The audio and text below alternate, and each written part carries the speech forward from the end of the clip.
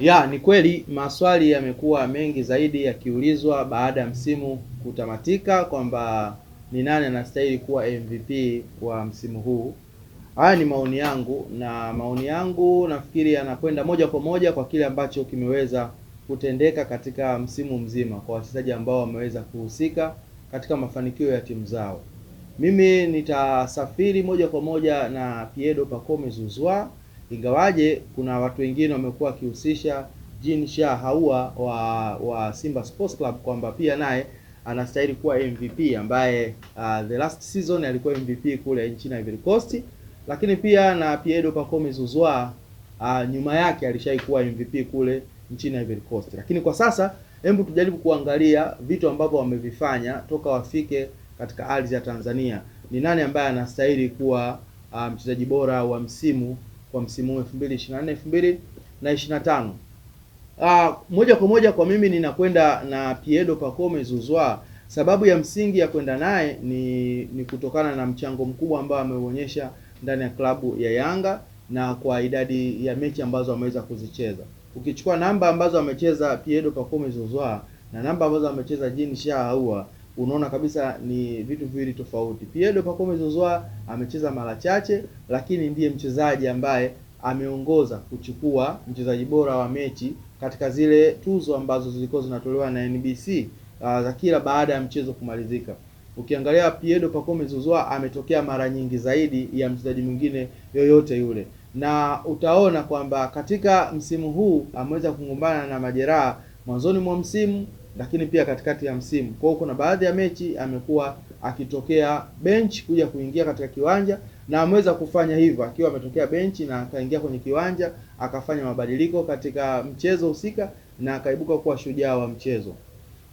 Kwa idadi hizi kubwa za tuzo ambazo ameweza kuzipata, man of the match tafsiri yake ni nini? Man of the match tafsiri yake ni kwamba si tu kuperform kiwanjani bali pia inaangaliwa pia na namna ambavyo anakuwa na nidhamu kwa wachezaji wenzake, anakuwa na nidhamu kwa referee wa mchezo, lakini pia yeye mwenyewe binafsi performance ambayo ameweza kuionyesha katika mchezo.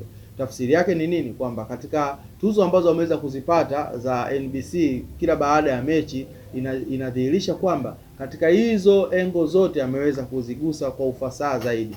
Nidhamu yake ya mchezo, nidhamu ya kujali sheria za mpira wa miguu, nidhamu pia ya kuweza kujali usalama wa mwingine, lakini pia hata namna ya kuweza kutoa msaada wa magoli, lakini pia na yeye kuweza kufunga.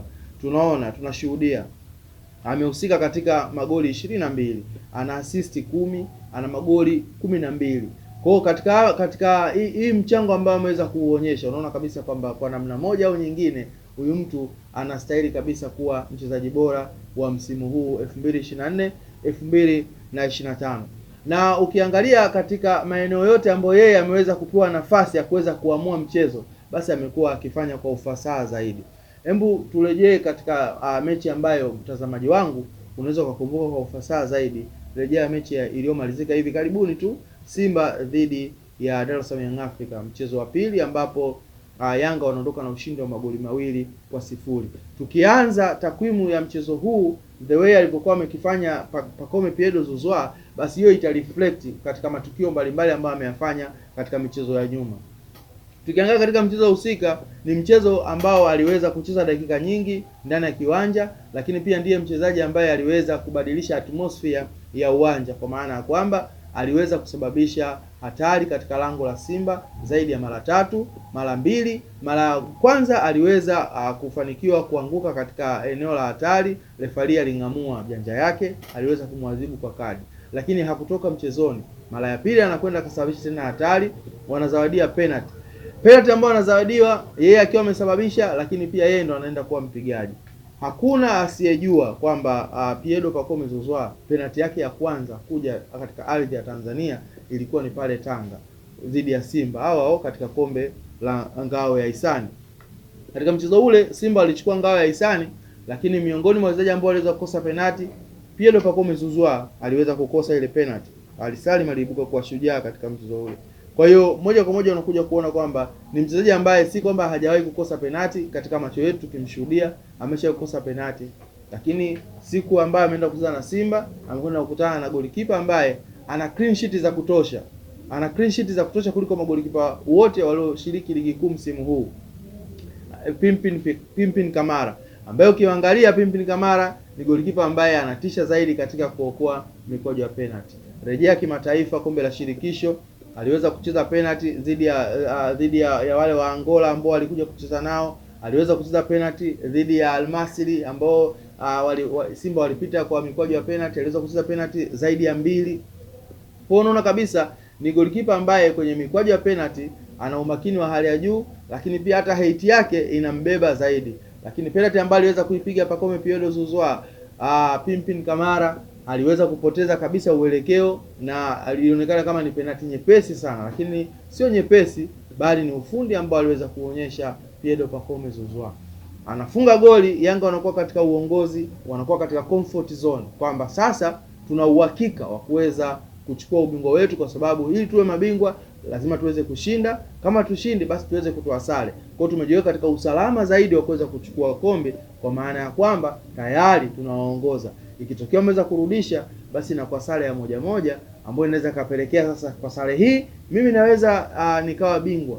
Lakini katika dakika ya 86 tunaona Pierre Pacome Zouzoua anapata nafasi, katika nafasi ambayo inaonekana si nafasi ya wazi sana, anapiga outer pass, inatambuka mabeki watatu wa Simba, inamkuta Clement Walid Mzize, anakwenda kupiga msumari wa moto kabisa kwa Pimpin Kamara na Yanga kuweza kupata ushindi wa magoli 2-0. Kwa hiyo unaona kabisa katika mchezo wa ambao umemalizika wa Simba dhidi ya Yanga, Pierre Pacome Zouzoua anakwenda kuibuka shujaa wa mchezo ule baada ya kuweza kuhusika katika magoli 2, kwa maana ya kwamba goli moja aliweza kuscore kwa miguu yake ambalo alisababisha mwenyewe. Kwa hiyo ina maana kwamba katika mchezo umalizika Pierre Pacome Zouzoua amejiassist na akafunga, lakini pia ameassist na goli kaweza kufungwa, kwa maana kwamba alisababisha penalty, alienda akafunga, na baadaye aliweza kutoa pasi saidizi na Clement Walid Mzize akaenda akafunga. Kwa hiyo kwa mfano mdogo ambao nimeweza kuutoa katika mechi ya hivi karibuni, pasipo kukuchosha mtazamaji kuweza kurudisha nyuma zaidi,